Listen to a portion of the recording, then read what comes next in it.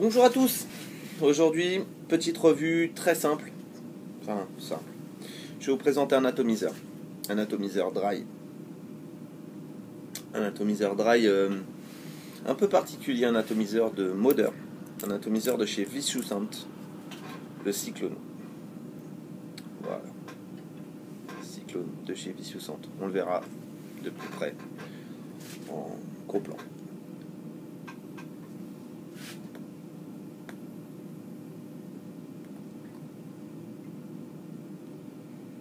Voilà.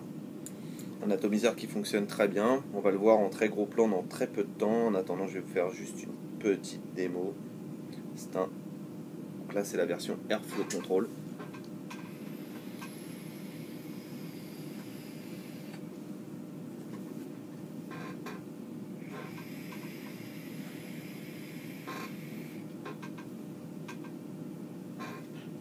A tout de suite en gros plan.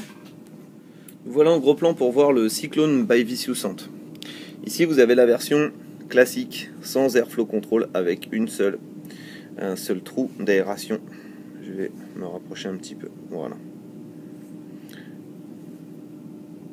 Il est tout petit, donc je vais vous prendre quelques cotes rapido, histoire que vous vous rendiez compte un petit peu de la taille de l'atto. Hop. Au niveau hauteur, pas de vis 510 compris, il fera 2 cm 6. Et en diamètre, 1,4 cm. Un peu plus qu'1,4 cm. Voilà. Ça, c'est la version sans Airflow Control, qui pour moi présente peu d'intérêt, sachant que le trou ici est un petit, donc il doit faire 1,5 mm, quelque chose comme ça, et c'est assez serré.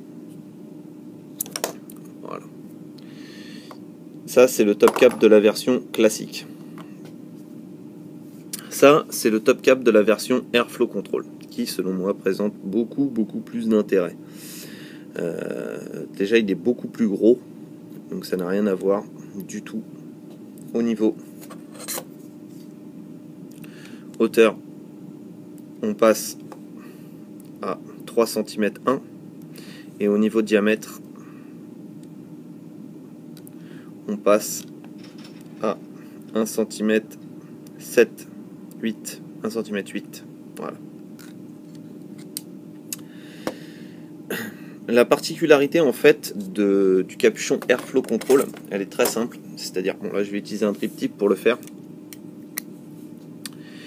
Vous avez à l'intérieur de l'atto une bague qui tourne, voilà. Là vous pouvez voir.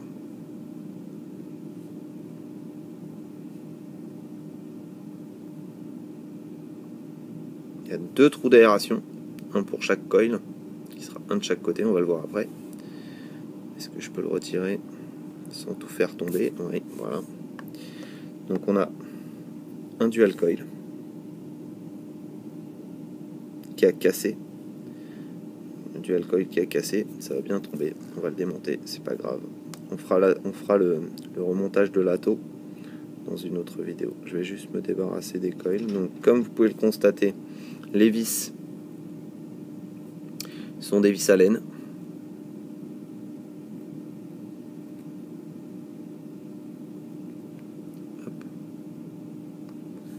Voilà. Débarrasse des coils. C'était du liquide en zéro, donc j'y vais à main nue. Ah, pas peur. Ici, on est sur la version bottom feeder du Cyclone, avec le trou ici qui permet de la remontée de liquide par ce trou. Je vais me zoomer un petit peu sur le plateau, par ce trou là.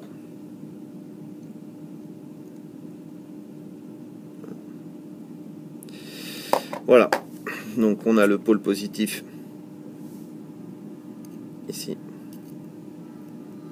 et le pôle négatif ici. Voilà, donc pour le Airflow Control, c'est là que ça va être intéressant de voir. Pour le Airflow Control, on a une bague donc, qui se trouve à l'intérieur fait tout le tour, qui est ici. Toute la bague intérieure tourne. Donc on va le voir.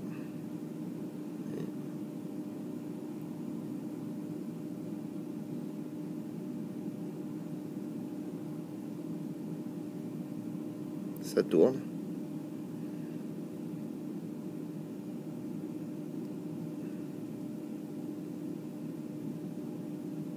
Voilà. Donc il y a plusieurs réglages. Voilà. Plusieurs réglages. Donc pour les réglages, on a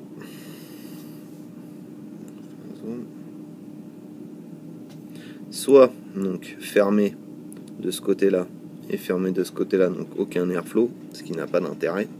Soit un seul trou ici et fermé de l'autre côté complètement. Soit ouvert d'un côté et de l'autre côté totalement fermé pour un montage en single coil, soit ouvert des deux côtés comme ceci. Et là c'est ouvert des deux côtés, je vais essayer de le montrer, voilà, c'est ouvert des deux côtés. Voilà. Il n'y a pas énormément de choses à dire sur l'atomiseur Cyclone, à part que c'est un atomiseur donc, qui est tout en stainless. C'est une très belle pièce. Honnêtement, ça fonctionne très bien et ça s'accorde à merveille avec ce petit drip tip de chez Vicious également. Voilà.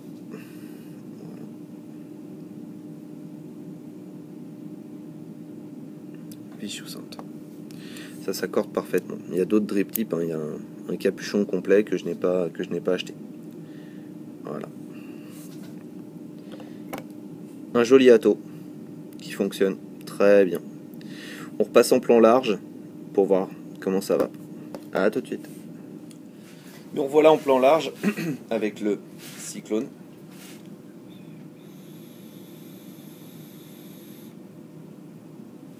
Ça va très très bien. Là, j'ai les deux airflow ouverts à fond. Je vais régler les airflows plus bas.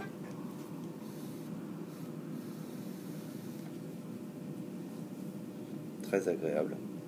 Je règle encore plus bas pour ne pas être obligé de prendre en direct.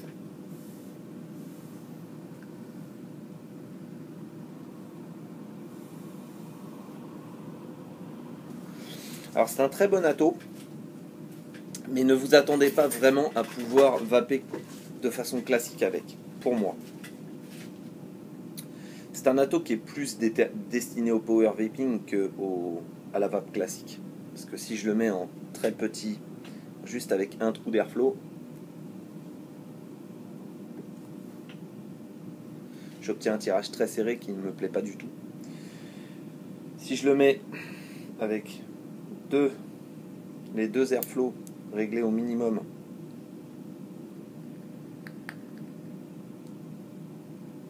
voilà, comme ceci, vraiment tout petit, on ne pourra pas tirer de grande taf. Le vrai moment où on prend son pied, c'est quand on ouvre à fond. Pour moi, c'est ça.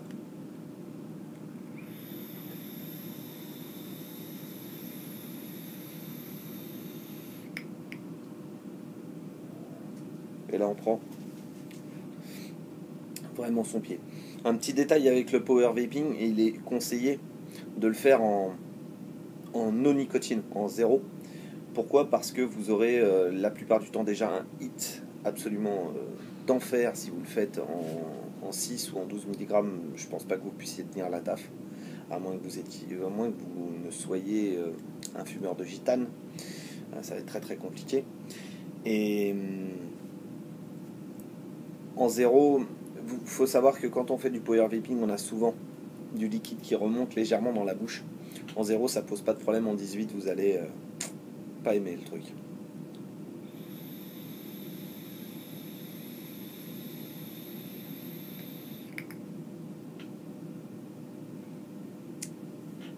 Un ato, pour moi, plus destiné au power vaping. C'est agréable, pas tout le temps, pas tous les jours, mais c'est agréable. Donc voilà. Le petit Atto de chez Vissoussant, le Cyclone, là en AFC Control. Je vous recommande vraiment de pas aller vers la version simple, celle-ci,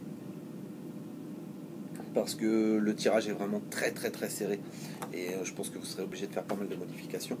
Par contre, cette version est tout à fait géniale pour faire du power vaping tout simplement.